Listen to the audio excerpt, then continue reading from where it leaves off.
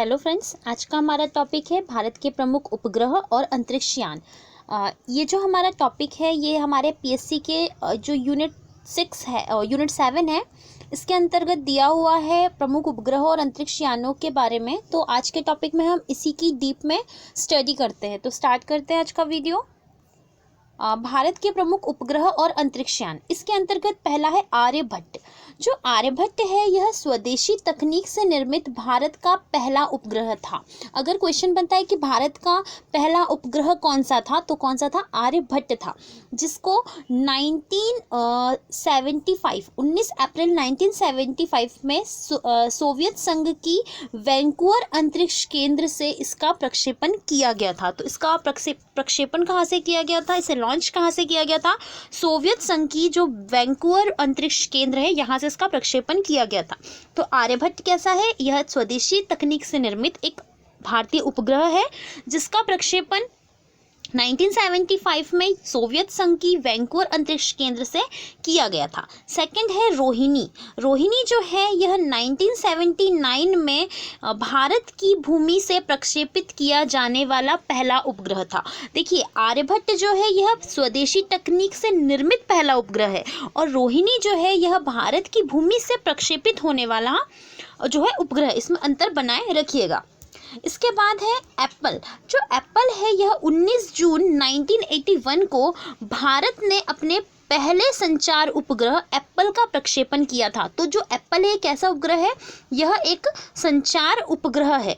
Apple का प्रक्षेपण जो है यह फ्रेंच गुएना केकोरू अंतरिक्ष प्रक्षेपण केंद्र से किया गया था। तो इसका भी जो प्रक्षेपण है ये भारत से नहीं हुआ है, फ्रेंच गुएना से इसका प्रक्षेपण किया गया था। और इस उपग्रह के प्रक्षेपण के पश्चात भारत में राष्ट्रीय संचार व्यवस्था स्थापित की गई। तो भारत का पहला संचार उपग्रह का नाम क्या था? एप्पल था, जिसका प्रक्षेपण फ्रेंच गुआना केकोरू अंतरिक्ष प्रक्षेपण केंद्र से किया गया था। इसके बाद है कार्टोसैट उपग्रह। जो कार्टोसैट उपग्रह है यह स्वदेशी तकनीक से निर्मित 7 उपग्रहों का समूह है। कार्टोसैट उपग्रह कितने उपग्रहों का? इसके अंतर्गत 7 उपग्रहों को शामिल किया गया है। इसे आई इन द स्काई भी कहा जाता है। क्वेश्चन बन सकता है कि आई इन द स्काई किस उपग्रह को कहा जाता है? तो कार्टोसैट उपग्रह का नाम क्या है? आई इन द स्काई है। इस ग्रह का उपग्रह भारत में मानचित्र निर्माण, जल वितरण, सड़क नेटवर्क, भौगोलिक सूचना प्रणाली आदि के लिए सहायता प्रदान करेगा। तो इसमें याद रखिएगा, कार्टोसैट जो है इसे आई इन द स्काई कहा जाता है। साथ में यह 7 उपग्रहों का क्या है? समूह है। इसके बाद है रिसोर्सेट उपग्रह। रिसोर्सेट जो उपग्रह है यह 3 उपग्रहों का समूह है। इसके पहले हमने देखा कितने कार्टोसैट कितने का है? 7 उपग्रहों का समूह है। इसका उद्देश्य क्या था? इसका उद्देश्य प्राकृतिक संसाधनों से संबंध में सूचना और आंकड़े प्रदान करना। यह उपग्रह क्या करेगा? फसल, मृदा, प्राकृतिक संसाधन, तटीय सीमा, इनके बारे में जो सूचना है इसे प्राप्त करेगा और पृथ्वी पर भेजेगा। ये कौन सा हो गया? रिसोर्सेट उपग्रह हो गया। इसके बाद है ओसेनसेट उपग्रह। ओसेनसेट उपग्रह जो है ये 2009 में इस उपग्रह का प्रक्षेपण किया गया था और इसका संबंध जो है यह है मौसम की भविष्यवाणी, मछलियाँ, समुद्री क्षेत्रों की तलाश करना, ज्वार भाटा की जानकारी उपलब्ध करवाना, समुद्री तूफानों और चक्रवातों पर नजर बनाए रखना, साथ ही तटीय क्षेत्रों का अध्ययन करना। तो इसमें क्या याद रखिएगा? रिसोर्सेट उपग्रह जो है ये 3 उपग्रहों का समूह है और ये प्राकृतिक संसाधन से संबंधित है। वहीं जो ओसेनसेट उपग्रह इसका प्रक्षेपण 2009 में किया गया था और ये मौसम की भविष्यवाणी से संबंधित है। इसके बाद है चंद्रयान फर्स्ट। ये बहुत इंपॉर्टेंट है। चंद्रयान फर्स्ट जो है इसे 22 अक्टूबर 2008 में PSLV-C11 रॉकेट के द्वारा श्रीहरिकोटा से चंद्रयान फर्स्ट का प्रक्षेपण किया गया था और यह भारत का पहला चंद्र मिशन था। इससे कितने क्वेश्चन सॉल्व हुए कि चंद्रयान फर्स्ट है इसका प्रक्षेपण कब किया गया था? 22 अक्टूबर 2000 को। प्रक्षेपण यान कौन सा था? PSLV-C11 था। इसका प्रक्षेपण किस स्थान से किया गया था? तो जो श्रीहरिकोटा है यहाँ से किया गया था और यह भारत का प्रथम चंद्र अभियान है। और अभी चंद्रयान 2 भी हम इसके बारे में भी पढ़ने वाले हैं। चंद्रयान जो 2 है इसके बारे में भी हम पढ़ेंगे, लेकिन इसके पहले हम देखते हैं मंगल अभियान के बारे में। तो मंगल अभियान जो है ये कब किया गया था लॉन्च? मंगल अभियान नवंबर 2013 को लॉन्च किया गया था। इसका प्रक्षेपण यान कौन सा था? तो इसका प्रक्षेपण यान जो है PSLV C-25 रॉकेट था और इसका जो प्रक्षेपण है ये भी श्रीहरिकोटा द्वीप से ही किया गया था। इसने अभी क्वेश्चन इंपॉर्टेंट बन सकता है कि इसने मंगल की कक्षा में प्रवेश कब किया। ठीक है, तो 27 सितंबर 2014 को मंगलयान मंगल की कक्षा में प्रवेश कर गया। मंगलयान का उद्देश्य क्या है? तो मंगलयान का जो उद्देश्य है यह मंगल की सतह पर जल की उपस्थिति का पता लगाना, मंगल ग्रह के गुरुत्वाकर्षण का अध्ययन करना और मंगल ग्रह के संबंध में सूचनाएं जो है उपलब्ध कराना है।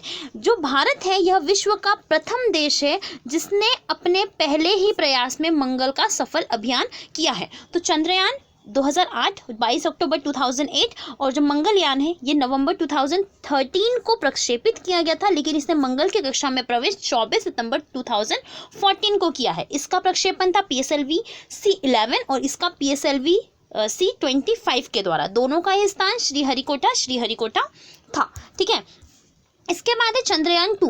चंद्रयान जो 2 है इसका जो प्रक्षेपण है यह 22 जुलाई 2019 को श्रीहरिकोटा के सतीश धवन अंतरिक्ष केंद्र से, ठीक है याद रखिएगा, श्रीहरिकोटा के सतीश धवन अंतरिक्ष केंद्र से इसका प्रक्षेपण यान क्या था?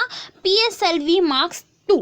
PSLV Mark 2 के द्वारा इसका चंद्रयान जो 2 है इसका प्रक्षेपण किया गया था। चंद्रयान 2 के प्रक्षेपण में चंद्रयान 2 ने चंद्रमा की कक्षा में प्रवेश कब किया? तो चंद्रयान 2 ने कक्षा में जो प्रवेश है यह 7 सितंबर 2019 को किया था। ये जो चंद्रयान 2 है इसे उतारने के पहले ही, मतलब इसके उतरने के, चंद्रमा की सतह पर उतरने के पहले ही 2.1 किलोमीटर के पहले ही इस मिशन से जो हमारा संपर्क था वो टूट गया था और इसी कारण यह जो चंद्रयान 2 है यह चंद्रमा के दक्षिण ध्रुव पर पहुंचने वाला भारत जो है विश्व का पहला देश बन चुका है। मतलब ये था कि चंद्रयान 2 को चंद्रमा की सतह पर उतारना था, लेकिन इससे कनेक्शन जब हमारा टूट गया तो ये कहाँ जाके उतरा? दक्षिण ध्रुव पर उतरा। और ऐसा करने वाला, मतलब कि चंद्रमा की सतह पर, चंद्रमा के दक्षिण ध्रुव पर कोई मिशन पहुंचाने वाला जो विश्व में भारत जो है ऐसा करने वाला पहला देश बन गया है। चंद्रयान जो 2 है इसके 3 हिस्से थे, ऑर्बिटर, लैंडर और रोवर। तो चंद्रयान 2 के जो लैंडर है इसका नाम विक्रम था और रोवर का नाम क्या था? प्रज्ञान। तो इसे याद रखिएगा कि लैंडर का नाम विक्रम था और रोवर का नाम क्या था? प्रज्ञान था। इस मिशन की जो कुल लागत है ये 978 करोड़ रुपए थी। ये याद रखने की जरूरत नहीं है, लेकिन इतना याद रखिएगा कि चंद्रयान 2 जो है इसमें लैंडर का नाम विक्रम और रोवर प्रज्ञान था। साथ में डेट भी याद रखिएगा। और दक्षिण ध्रुव, अगर आपके पास कथन और कारण वाले क्वेश्चन आए तो ये दक्षिण ध्रुव भी याद रखिएगा, हो सकता है वहाँ उत्तर ध्रुव लिखा रहे।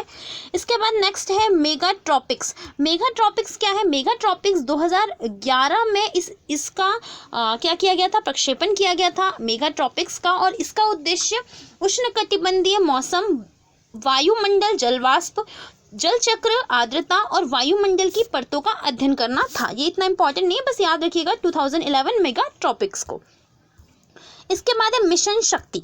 जो मिशन शक्ति है ये 27 मार्च 2019 को भारत ने अंतरिक्ष में एंटी सैटेलाइट मिसाइल के माध्यम से एक लाइव सैटेलाइट को ध्वस्त किया और इसे ही मिशन शक्ति नाम दिया गया था। तो जो मिशन शक्ति है ये क्या है? तो मिशन शक्ति एक एंटी सैटेलाइट मिसाइल के माध्यम से, मतलब भारत ने एक ऐसी मिसाइल छोड़ी, एंटी सैटेलाइट मिसाइल, जिसके माध्यम से इन्होंने जो अंतरिक्ष में लाइव मिसाइल थी उसको क्या किया? ध्वस्त कर दिया। और इसीलिए इसका नाम क्या पड़ा है? मिशन शक्ति रखा गया है। मिशन शक्ति के अंतर्गत भारत ने 3 मिनट में पृथ्वी की निम्नतर कक्षा जो 300 किलोमीटर की ऊंचाई पर स्थित होती है इसमें से एक सैटेलाइट को क्या किया? मार गिरा दिया। और सैटेलाइट को मार गिराने की क्षमता रखने वाला भारत विश्व का कौन सा देश बन चुका है? चौथा देश बन चुका है। तो ये भी चीज़ याद रखिएगा कि मिशन शक्ति के माध्यम से भारत जो है ये विश्व में चौथा देश बन चुका है जिसने निम्न स्तर पर, मतलब निम्न स्तर कक्षा जो है 300 किलोमीटर की ऊंचाई पर, इसमें एक सैटेलाइट को मार गिराया। मिशन शक्ति पूर्णतः स्वदेश तकनीक से निर्मित अभियान था, मतलब इसकी जो टेक्नोलॉजी थी ये भारत द्वारा ही निर्मित की गई थी। इसके बाद है गगनयान, जो हमारा कहते हैं कि मानव का पहला मिशन है, मानवयुक्त मिशन है। यह वर्ष 2019 में भारत सरकार द्वारा गगनयान कार्यक्रम को मंजूरी प्रदान की गई थी।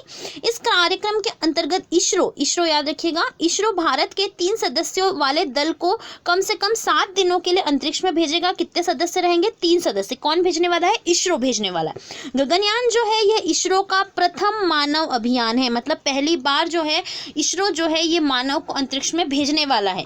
और गगनयान को लॉन्च करने के लिए GSLV Mark 3 जो है प्रक्षेपण यान का इस्तेमाल किया जाएगा। तो गगनयान जो है ये भारत का पहला मानव अभियान होगा अंतरिक्ष में। इसका कौन निर्माण कर रहा है? इसरो कर रहा है। इसको किससे लॉन्च किया जाएगा? GSLV Mark 3 से इसको प्रक्षेपित किया जाएगा और 3 सदस्यों को 7 दिनों के लिए अंतरिक्ष में भेजा जाएगा।